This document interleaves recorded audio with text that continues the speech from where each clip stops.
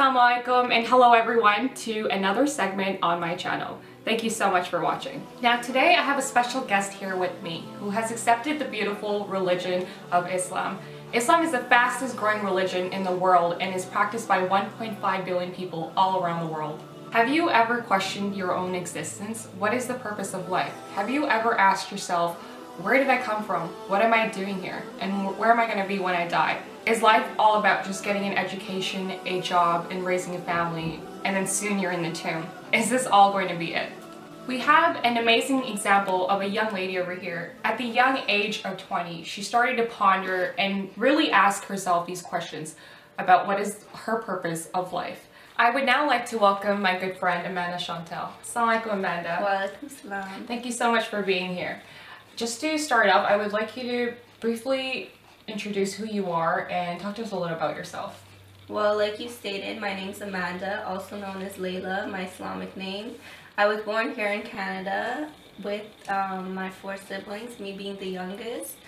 I was raised mostly in Toronto. I come from a European background. My family is of Christian faith. I was baptized Christian and then I converted to become Catholic when I attended a Catholic school for about 3 years of my life, but most of my life I attended public school, and soon enough I came to Islam. Now Amanda, the whole purpose of this segment is to really promote the purpose of life. Why are we here and what is the purpose of our creation? My question to you is, what caused you to ask these questions about yourself and then soon enough turn to the religion of Islam? So growing up in the public school I attended, I had many Muslim friends, but they never used to wear hijab, so I never thought of them as anything. At that age I was so young, I was probably 10, 11, 12, and I used to they were just my friends. I just enjoyed playing with them, so I never thought of them in that sense. But my best friend Sonia, I used to always go to her house, and her parents would take us to Quran classes, so I would go, but it was in Urdu, so I didn't understand, but I just always acknowledged the strong faith they had, and I would see them praying. And since my family weren't that religious, it always made me wonder and ask questions about God and about creation and stuff. So that's when I really wanted to learn more about religion, so I asked my parents if I could attend a Catholic school. So since in Catholic school I didn't gain the faith that I intended on, I decided in high school that I would go back to public school. So I did attend high school, and it was at that time of my life where I was just getting to know myself, and you know, I was going through a lot of challenges, and of course everyone goes through in high school, they're still growing up and stuff. So it was around age 17, I think, that one of my friends closest to me, they passed away, and it was a really hard time for me. I hit rock bottom. I forgot who I was not happy at all, and it hurt people around me for them to see me that way. And so I just really, once you hit rock bottom, you have to pick yourself up. And so I started hanging out with the wrong crowd, and unfortunately that didn't make me happy. So eventually I was waiting at a bus stop one day, and this man came and he gave me the translated of the Quran, and he said that you should read this. So I spent a lot of time at home getting to know myself and trying to be happy again somehow or another, but I was still very depressed. And so after reading the Quran one day, I just broke down in tears, and I was so upset. And even still, I had a lot of anger and resentment, and I said, why would God take someone so young away from me? Like, I didn't understand it. Why would he put someone through suffering? But unfortunately, in the Quran, all my questions I had, they were all answered, and so it really interests me about Islam. And so I went back to my Muslim friends that were not practicing, and I asked them questions, but they weren't giving me the knowledge I intended on. So I actually called a few masjids close to my area, and I asked if I could meet with the imam there so I can learn more about it, and that's when my journey began. What were some of the challenges that you had faced, and how did you overcome them? Well, I've had many challenges, and I still have challenges today. And I mean, when I first converted, I lost a lot of friends that were really close to me, but I realized in the end that they weren't true friends. I got a lot of rude remarks that I'm a Paki wannabe, I want to be brown, But this is all just ignorance. People don't have the knowledge, and they're just talking about whatever they think, whatever comes to mind. So, you know, I've always been the type of person who never cared what other people had to say. So in that sense, I was always strong. It never got to me. But when my family, who were so close to me, like, they started putting me down and they didn't understand it. They thought it was a culture thing. They were worried about what they see on the media and stuff. So it really hurt me, you know. There was a lot of problems, and you know, they're your parents, so in Islam especially, you have to really respect your parents. So, you know, I always try to educate them and let them know as much as possible. And you know, even still, I still have challenges in my family, but you know, inshallah, hopefully they're gonna learn as time goes on. But of course, it's gonna be hard for any revert, like, explaining to their parents, because they're older than you and they know their ways, not, you know, so it's hard introducing something like Islam and a new religion to them. So they're still learning, but alhamdulillah, they're accepting of it. And so I overcame that challenge with time, explaining, and them seeing me practice and seeing how respectful I was and how helpful, and just my attitude towards them. So over time, we overcame that. And pretty much, I was still trying to gain knowledge before I even converted fully or reverted. It was hard for me to gain knowledge. It was really hard. A lot of people were giving me false facts, and I didn't know what was true and which was not. And there was also a whole Shia and Sunni thing, which before I didn't even know anything about it. When I was reading in the Quran, I was like, what is Shia or Sunni? I mean, our Prophet Muhammad sallallahu alaihi wasallam, he was just Muslim, and the rest of the prophets. So I did not know even what Shia or Sunni was. It got introduced to me through people. And because of this, I didn't even convert for over almost 2 years, because I was thinking to myself, well, I'm not knowledgeable, I should know every single thing that's in the Quran, and I should know about Shia and Sunni, and I should know everything. But in the end of the day, after a while, my faith started growing stronger, actually. And one day I was talking with someone, and they said, you know what, Amanda, you are Muslim. And I'm like, no, I'm not Muslim. And they're like, you know, you believe in like one God, you believe in Prophet Muhammad sallallahu alaihi wasallam is the last messenger, and you know, you believe in the pillars of Islam, so why aren't you Muslim? You know, our prophets were just Muslim, they were not Sunni or Shia. That's just political divide. So after a while, I was like, okay, you know what if I die tomorrow and I didn't take my shahada, I didn't claim to be Muslim? How bad would I feel? So I'm like, you know what, it's time that I convert. So that's the way I overcame it. Of course, in society, I had challenges. Even my workplace, my co-workers, they started treating me differently. No one could understand it, because in their mind, they were still thinking it's a culture thing. But then after, I joined a group called New Muslim Care. It's a group with all reverts, and alhamdulillah, I met so many wonderful sisters who have helped me. They told me about their challenges, and they were really just a shoulder to lean on through the hard times, and they helped me out so much. And like, they gave me so much resources, so much knowledge, and pretty much I met so many people from different backgrounds, and I realized this is not a culture thing. There's so many people that are Muslim that are all different religions, backgrounds, and they come from all different places. So it really opened my eyes to a new light, and so that's how I overcame these challenges.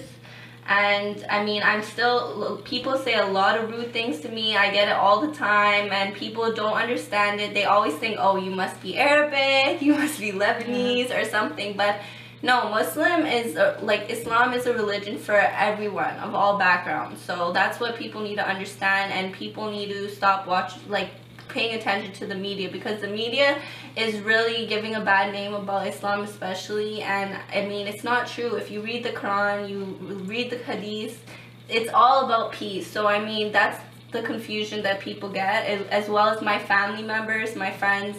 But over time, as I talk to them and I educate them, you know, we're overcoming these challenges. So as a Muslim, we are very devoted in terms of living by God's will and not by our own desires, right? And so we have to take a lot of significant steps in our life to change our bad habits, before we weren't even Muslim. So my question to you is, how did you feel about starting to wear a hijab and letting go of things from the past, and just changing your attire and your overall appearance altogether? And what had motivated you to take these significant steps in your life? So as my faith increased and my love for the religion increased, I started to want to practice more. As I was praying and stuff, I wanted to wear hijab because my love for the religion, I wanted to show it on the outside as well. But I was really scared about what would people say, how are people gonna treat me. So I mean, yeah, definitely for anyone who is gonna revert, I would definitely recommend that your faith is really strong, because I've seen many people who have converted, and not even who have converted, even my friends who were born Muslim, they've worn hijab and they've taken it off because their faith was not strong enough. And when you do start to wear hijab especially, you're gonna be put through a lot of tests and a lot of trials, and you need to be strong enough that you can overcome these. So also with my clothing, it was really hard because I'm wearing hijab now and I had all tight-fitting clothing. So I was thinking, how can I wear hijab without having to go buy a whole new wardrobe? So then I realized that there's so many ways you can wear dresses, you can wear like long cardigans over your clothing.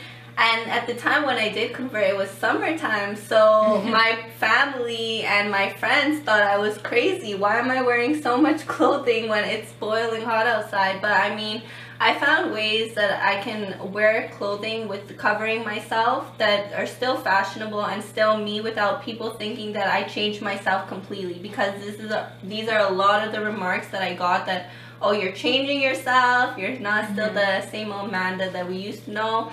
And I said, no, I am still the same Amanda. I still love fashion. And before also, I was a makeup artist and I loved doing hair, and that was just my passion. So they couldn't understand that me, who curled my hair and did all these fancy things every day, that how could you possibly want to cover your hair, or how can you stop wearing so much makeup? Before, I used to wear so much dramatic makeup, and now I still wear makeup, but I still try to make it neutral, and inshallah one day I can stop wearing it. But it's really hard because these are my desires, it's my love, it's my passion, but I find ways to incorporate it and to still keep it Islamic. Well, the transition comes slowly, right? You can't just jump from one thing to another. Exactly. It was all baby steps for me, and that's why I said, like, for anyone who's gonna convert, do not just wear hijab right away, because it's gonna be hard. It's definitely going to be hard. Yeah, so I definitely know where you're coming from. Like me, born as a Muslim and like raised in a Muslim family, like a Muslim household, I had a lot of challenges wearing a hijab. Like, just to start dressing modestly and wearing a hijab properly, it was very hard. But then there are alternatives too. Like you said, you can be modest at the same time and still be fashionable. Like, we're living in a North American society. Exactly. We want to fit in with other individuals and not look alienated, right? Yeah. But, you know, when you have that love for Allah subhanahu wa ta'ala, it all comes in hand. Exactly. Yeah. And I mean, before I was extremely westernized. I used to go out drinking and partying with my friends, especially when I was going through the depression, because that's the things I turned to. But I realized that, you know, these type of things, they're not going to make you happy. When you come home at the end of the day, you're not going to feel happy and proud with yourself. And, you know, now I realize that when you're going through hardships and you pray, honestly, the pain and anything going through your stress, it just releases right away. Like, the power of prayer is so amazing. And I mean, there's still obviously temptations and desires. I love music, but I never knew there was nasheed. So now, instead of listening to my music, my party music, and my headphones, I have my nasheeds playing. And honestly, they've helped me so much. I listen to lectures when I'm going somewhere, or, you know, I listen to surahs. And honestly, listening to surahs, I've learned them so fast, and they've been coming to me very easily, alhamdulillah. So I mean, yeah, there's different ways you can incorporate it. It doesn't come right away. It was definitely hard for me, but I mean, there's ways that you can overcome these. And I had to get rid of a lot of people, because even some of my friends that were Muslim, they would be like, oh, I know, you're like, what happened to the old Amanda? Why don't you do this? Why don't you do that? And stuff. And I'm like, you know, no, astaghfirullah, you know, you can't be doing these things anymore. And I've helped change a lot of people's lives, and you know, people see me practicing. But also, another challenge is, as a revert, people have a lot of high expectations. They expect me that, oh, I'm supposed to be perfect overnight and know everything. And you know, it's not like that. It's really hard. There's so many challenges, and you know, as time goes on, it's baby steps. Do not just jump into the religion, you know, learn more, start practicing, you know. Also, haram foods, like at my house now, it's hard. I have to go get halal food, so that's also another challenge, you know. But while I'm out, I try to eat halal. I try to be the best Muslim I can possibly be, and that's the only thing I can do, right? Now I want to help out more. I want to give zakat and help the charity and the needy. It also, when you're praying, I find that you're thinking a lot about life, and you're thinking about what your purpose is. And when you think about those other people that are suffering, you think about how fortunate you are and how thankful you are. And I mean, of course you can take that from any religion, but with Islam, I really found the truth. There was so many facts and evidence. There were so many morals that you can take from learning about the religion, and it really made me have so much love and so much more respect for my parents. And just as an individual, it made me a lot stronger. It made me a better person. It made me respect myself and others around me. It really made me value myself more and know my worth, as a woman especially. And that's the thing, Islam, it really does value women. And although the media likes to think that women are oppressed, but wearing a hijab is a choice. I mean, it is a commandment from Allah, but nobody is forcing you to do it. You do it with your own willpower. And now I definitely see a purpose in life, and I know that for my good deeds, I'm getting rewards in the hereafter. And I take life a lot more seriously now. I'm a lot more mature. I grew up, and I see the meaning behind what life truly is. It's not just, like you said before, going to school, getting a job. There's so much more behind what is life really for. And I mean, I'm just working towards the hereafter and being submissive to Allah. As a closing remark, what advice would you like to give to young individuals that are asking these serious questions about life to themselves, and how did you come about answering these questions yourself? What has helped you? Well, you just need to seek the truth and look into different religions, you know, find whatever one that you truly believe in. And you have to look into any religion with an open mind. Don't criticize the religion right away, because even with reading the Bible, with reading the Quran, with reading the Torah, it can be interpreted in so many different ways. So just have an open mind. Don't criticize the religion. You know, truly try to understand it and be open-minded of things. Don't listen to the media. Don't let one person or a whole group's actions define a whole religion. Don't look at the people. Look at what's the actual facts and what's in the books. And I mean, really stay strong in your faith, and don't let what other people have to say get to you. You know, what you believe in is what you believe in, and do whatever makes you happy at the end of the day, because it's your life and you're the one who's gonna have to live with it. So you have to take baby steps. Nothing comes overnight. You can't learn a whole religion or become a scholar. You have to just take it step by step, and over time things come naturally. And for me, there were so many resource centers, such as New Muslim Care, like I said before. They're worldwide. You can find them on Facebook. They help people internationally, whether it's through email or phone calls. They will definitely reach out to you. They'll send you translated version of the Quran. They'll send you books. They'll send you a prayer mat. They will help you as much as possible. So for me, they've helped me so much, and I'm truly grateful. Also, for me, when I went to the mosque, people were so welcoming. They helped me out as much as possible. The imams gave me any type of knowledge, feedback, and information as much as possible. And the environment, the community is just so welcoming. The people are so loving at any masjid you go to. So that was very helpful for me.